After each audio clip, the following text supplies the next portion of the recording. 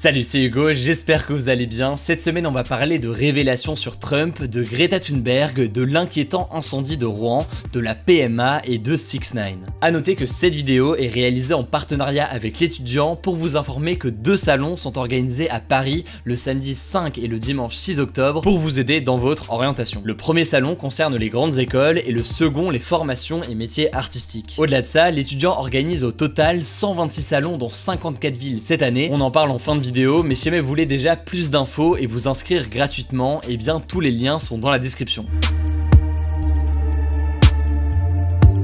On commence donc les actus de la semaine avec le scandale qui agite les États-Unis depuis cette semaine, à tel point que Donald Trump est aujourd'hui visé par une procédure de destitution, autrement dit une procédure visant à le faire quitter le pouvoir. Le président des États-Unis est en effet soupçonné de tentative de collusion, autrement dit d'arrangement secret et illégal avec le président ukrainien Volodymyr Zelensky. Pour remettre un petit peu en contexte, Donald Trump a appelé Volodymyr Zelensky le 25 juillet dernier pour le féliciter de la victoire de son parti aux élections ukrainienne. Jusqu'ici donc rien d'anormal. Le problème c'est qu'un lanceur d'alerte a révélé au Wall Street Journal que Donald Trump lors de cet appel avait aussi fait pression sur le président ukrainien pour que celui-ci enquête sur Hunter Biden. Hunter Biden c'est l'un des fils de Joe Biden, l'un des rivaux démocrates de Trump pour la présidentielle de 2020. Donald Trump a en fait demandé à Volodymyr Zelensky de se renseigner sur les potentielles activités illégales de son fils Hunter et ses liens avec une compagnie d'énergie ukrainienne. Autrement dit, le président des États-Unis a utilisé son pouvoir pour demander à une puissance étrangère d'interférer dans la campagne présidentielle américaine. Dans cet appel, Donald Trump demande donc au président ukrainien, je cite, de se pencher sur le cas d'Hunter Biden. Il propose aussi à Zelensky de travailler en coopération avec son propre avocat, Rudy Giuliani, et avec le ministre américain de la Justice, Bill Barr. Bref, cet appel a été retranscrit car c'est la règle aux États-Unis lors d'un contact avec une diplomatie étrangère. La transcription a donc été rendue public mercredi, même si la Maison Blanche avait tenté d'en restreindre l'accès,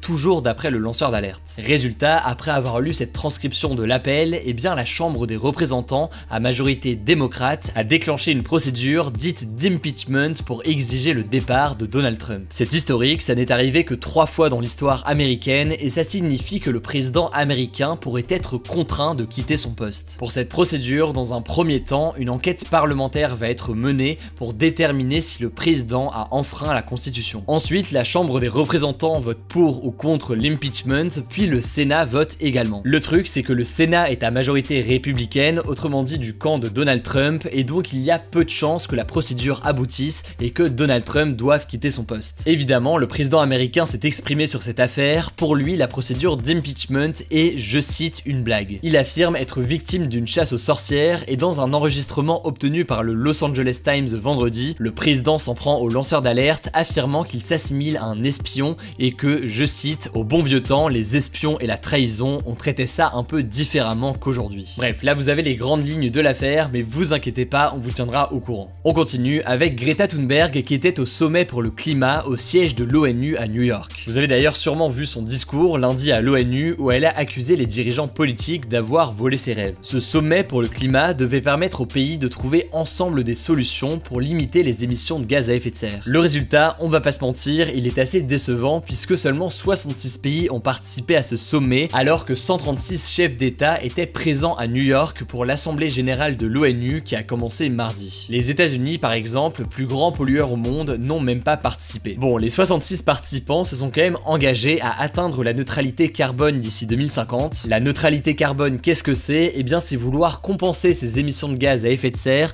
en investissant dans les énergies renouvelables par exemple. Bref, lundi, Greta Thunberg a annoncé qu'elle portait plainte avec 15 autres militants écologistes contre 5 pays, l'Argentine, le Brésil, la Turquie, l'Allemagne et la France. Pourquoi? Eh bien, elle les accuse de ne pas aller assez loin dans la lutte contre le réchauffement climatique et leur demande de prendre des mesures pour protéger les enfants des effets dévastateurs du changement climatique. Les militants ont porté plainte auprès du Comité des droits de l'enfant des Nations Unies dans le cadre de la Convention internationale des droits de l'enfant. Cette convention protège la santé et les droits des enfants et a été adopté par l'ONU en 1989. Du coup, grâce à ce protocole, entré en vigueur en 2014, eh bien les enfants peuvent directement faire appel à l'aide de l'ONU, comme c'est le cas juste ici. Mais alors, vous demandez sûrement pourquoi porter plainte contre ces pays alors que les plus gros pollueurs sont dans l'ordre, la Chine, les États-Unis et l'Inde. Eh bien le truc c'est que ces trois pays n'ont pas ratifié le protocole de 2014 dont je vous parlais et donc ils ne peuvent pas être attaqués de cette manière. Au niveau des réactions, cette plainte a été approuvée par l'ancienne ministre de l'écologie Ségolène Royal ainsi que l'eurodéputé Europe Écologie Les Verts Yannick Jadot. A l'inverse, certains n'approuvent pas l'idée de porter plainte contre des États qui signent des conventions pour protéger l'environnement, considérant que ce n'est pas un bon message envoyé. Bref, là aussi, vous inquiétez pas, comme dans chaque actu, on suivra l'évolution de la situation. Notre troisième actu, c'est l'Assemblée nationale française qui a voté l'ouverture de la PMA à toutes les femmes. C'est l'une des grandes mesures du projet de loi bioéthique examiné par les députés français cette semaine. La PMA, ou procréation médicalement assistée, permet d'avoir un enfant grâce à différentes techniques médicales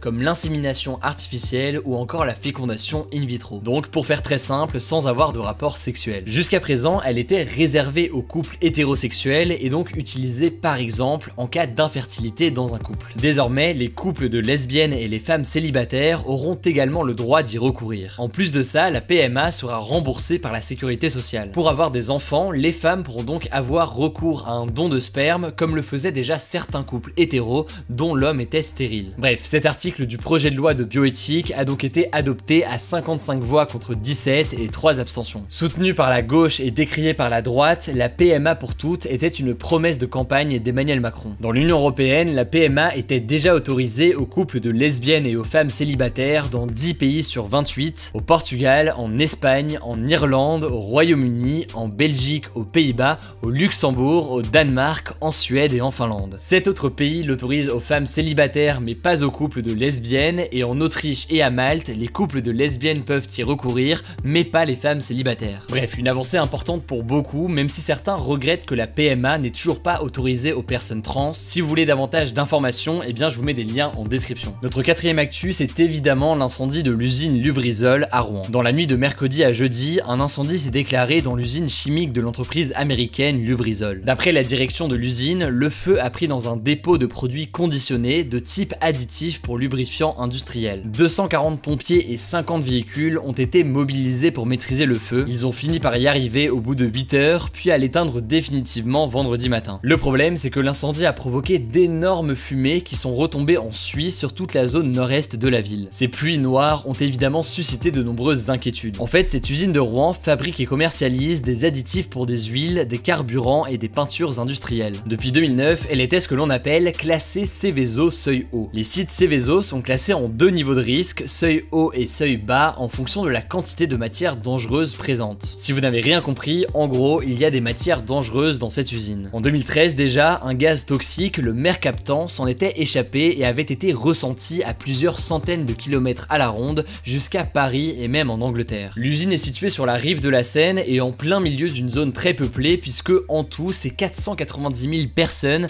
qui habitent la métropole Rouen-Normandie. D'ailleurs, 12 communes, en plus de la rive droite de Rouen, ont dû confiner leurs maisons de retraite et fermer leurs établissements scolaires et leurs crèches par précaution. En tout, 186 écoles, 28 collèges et 20 lycées ont été fermés. Au-delà de ça, les agriculteurs ont reçu l'ordre de ne rien récolter, de rentrer les animaux et de ne pas les nourrir avec des aliments souillés. Aussi, les riverains ne doivent pas consommer les produits de leur jardin s'ils ne sont pas lavés ou épluchés. Vous l'avez sûrement vu sur les réseaux sociaux, des habitants de la zone ont témoigné d'irritation, de maux de tête ou encore de vomissements. Le préfet s'est pourtant montré rassurant, il a affirmé, je cite, qu'au niveau médical, il y a des inquiétudes qui ne sont pas justifiées. Et d'après les premières études poussées, menées par un laboratoire spécialisé, eh bien des traces d'oxyde d'azote toxique ont été retrouvées seulement près du Leroy-Merlin et du carrefour Mont-Saint-Aignan. Donc selon ce laboratoire, il n'y aurait pas de risque de toxicité en dehors de cette zone. En tout cas, une chose est sûre, la Seine, elle, a été polluée puisque des galettes d'hydrocarbures ont fait vendredi leur apparition sur le fleuve à Rouen. Elles ont été nettoyées à l'aide d'un bateau. En tout cas, vous l'aurez compris, beaucoup de zones d'ombre persistent et donc pour ce sujet particulièrement, eh bien on le suivra au quotidien sur Instagram avec les résumés d'actualité qu'on poste chaque soir à 18 h. Du coup, si jamais c'est un sujet que vous voulez suivre, eh bien n'oubliez pas de vous abonner à ce compte. On continue avec le rappeur 6ix9ine qui a dénoncé son gang à New York. En gros, le rappeur de 23 ans a été arrêté il y a un an par le FBI. Il faisait partie d'un des gangs les plus dangereux de New York, les Gangsta Bloods, Bloods, ce gang est un groupe ultra violent aux États-Unis. Ils commettent toutes sortes de crimes comme des trafics de drogue, d'êtres humains ou encore d'armes. En juillet 2018, il s'était fait kidnapper et passer à tabac par une personne qu'il décrit comme un ancien membre de son gang. 6ix9ine s'était alors fait dérober 800 000 $. 6ix9ine, Daniel Hernandez de son vrai nom, est accusé notamment de préméditation de meurtre et trafic de drogue. Il risque la prison à perpétuité et plaide coupable. Pour tenter d'alléger sa peine, il a donc décidé de coopérer en dénonçant des membres du gang. Il a notamment affirmé que Cardi B avait été membre des Gangsta Bloods et que le rappeur Trippie Redd avait aussi fait partie d'un autre gang. De son côté, Cardi B avait déjà admis dans une interview à GQ en 2018 « Quand j'avais 16 ans, je traînais avec beaucoup de Bloods ». Bref, le rappeur est désormais considéré comme témoin coopérant et ce statut pourrait lui permettre de sortir de prison au début de l'année 2020, mais également synonyme de danger car les anciens membres de son gang pourraient vouloir le tuer. Résultat, il a donc été placé sous protection de la justice, tout comme ses proches. En plus de ça, le rappeur va sûrement devoir changer de tête en effaçant ses tatouages et changer de coupe de cheveux. Comme promis, et parce que ça devrait vous intéresser, je voulais également vous parler des deux salons organisés par l'étudiant qui sont prévus le samedi 5 et le dimanche 6 octobre à Paris. Le premier, c'est le salon des grandes écoles. Il se déroule les 2 jours, de 10h à 18h au Paris Event Center et va regrouper des représentants des écoles de commerce, des écoles d'ingénieurs, mais aussi des universités. Là-bas, vous allez pouvoir discuter avec des étudiants de ces écoles, vous pourrez donc en savoir plus sur ces formations, comment les intégrer et quels sont les débouchés professionnels. En plus, sur place, il y aura des conférences animées par des journalistes de l'étudiant sur plein de sujets comme comment intégrer une école d'ingénieur ou de commerce après le bac, êtes-vous fait pour la prépa ou encore quelles sont les attentes des jurys. Pour ceux qui ont déjà une école en tête, ça peut être cool d'y passer pour se renseigner dessus, et puis pour ceux qui hésitent encore, eh bien c'est le meilleur moyen de découvrir des écoles qui pourraient vous plaire. Le deuxième salon du week-end du 5 et 6 octobre, il est à Paris aussi, mais à Parc Expo Porte de Versailles cette fois-ci. Celui-ci, ce sera le salon formation et métiers artistiques. Vous l'aurez compris, là ce sera plus ciblé sur les filières dites artistiques, donc il y aura des établissements qui enseignent l'animation, l'architecture, les arts plastiques, l'audiovisuel, le cinéma, etc. Il y aura aussi des écoles de communication visuelle, de design, de jeux vidéo, des métiers d'art,